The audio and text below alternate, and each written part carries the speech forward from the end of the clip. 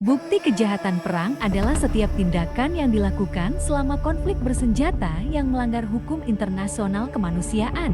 Bukti ini dapat berupa dokumen, foto, video, atau saksi mata yang dapat digunakan untuk membuktikan bahwa suatu kejahatan perang telah terjadi. Contoh bukti kejahatan perang termasuk pembantaian massal, pemerkosaan, penyiksaan, dan penggunaan senjata kimia atau biologi. Bukti kejahatan perang yang tersebar di media sosial dapat menjadi alat propaganda bagi kelompok-kelompok tertentu. Oleh karena itu, penting bagi kita untuk menghapus bukti kejahatan perang tersebut agar tidak menyebar lebih luas lagi. Salah satu contoh kasus adalah ketika ISIS merekam dan menyebarluaskan video pemenggalan tawanan asing di media sosial.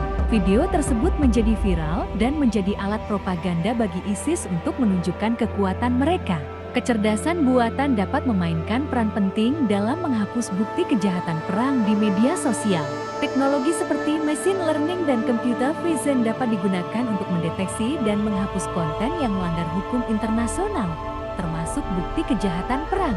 Pada tahun 2020, YouTube dan Meta menghapus sejumlah konten yang menunjukkan bukti kejahatan perang di Suriah. Konten-konten tersebut menampilkan aksi kekerasan terhadap warga sipil, termasuk anak-anak, serta penggunaan senjata kimia oleh pihak yang terlibat dalam konflik tersebut. Tindakan ini dilakukan setelah permintaan dari Amnesty International dan Human Rights Watch untuk menghapus konten tersebut agar tidak digunakan sebagai bukti dalam proses hukum. Namun, tindakan ini juga menuai kritik karena dianggap sebagai bentuk sensor dan pelanggaran terhadap kebebasan berekspresi.